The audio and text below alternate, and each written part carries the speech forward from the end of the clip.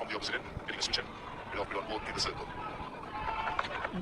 Goes across the left hand, that's what he does well. I do remember Mustafiz used to bowl quite rapidly in his early days and with little or no change in his action to bowl a wicket slow delivery, which used to be the one that he uses very regularly to try and confuse and dismiss batters. Now he's slowed down. I mean, he's more in the mid-130s to the low 130s, but there was a time I did see him touching those high 130s. So faced a few injury situations like form.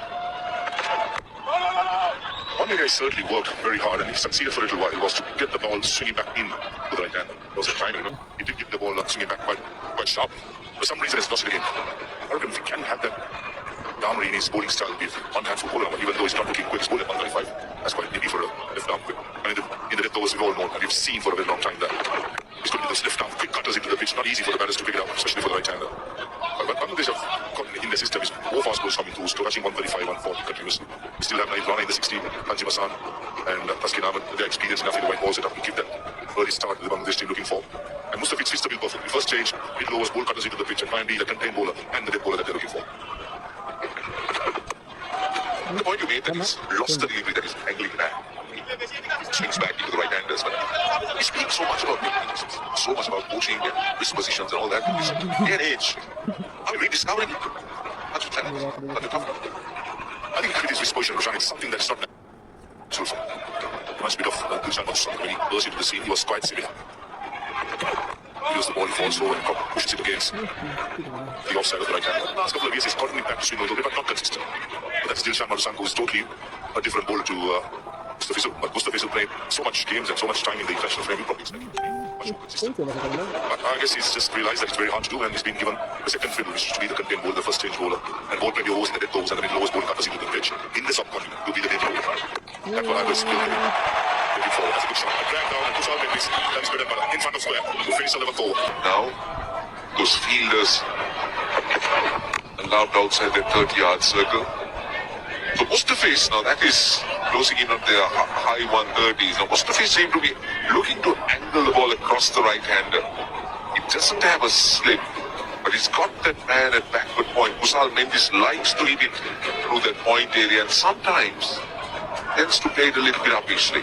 So they caught that man specifically for that shot. Mendis attempts there's a deep point and a square third on the boundary. Backward squaring and mid-wicket on the leg side.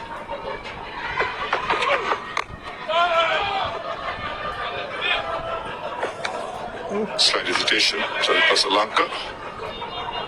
Quickly apologizes and sends Kushal Mendis back. And with Mustafiz bowling that particular line just outside the yaw stump, going across the last delivery with a slow ball, I think if the length can be consistent for Mustafiz, they are about in between length in the front foot. They would easily have the mid-wicket fielder, the two cow point fielders behind square. And you mentioned about Kushal Mendis played sometimes uppishly through that area, can be an attacking option. Especially that line, even slightly away from the right-hander to the offside. Mid-wicket easily would have gone there and asked if questions from Kushal Mendis if he wants to go across the line or go across the cutter towards mid-wicket and get a top edge. That's something Mustafiz could think of. For that you need consistency, as you say. You can't be erring in your length because Kushal Mendis is so quick to pounce on anything that is just back of a length. So you got to be really good with your line and length. But that would be a good option, inviting him to play that shot, to go across the line. Oh, this time, very well bowled. Pace off was sure. That was just 119. You could see that it got stuck in the pitch. Hardly arrived. And had a little bit of it. And the ball gripped as well. Play outside edge. This is a trademark, Mustafiz. Into the pitch, hardly any variation from the action.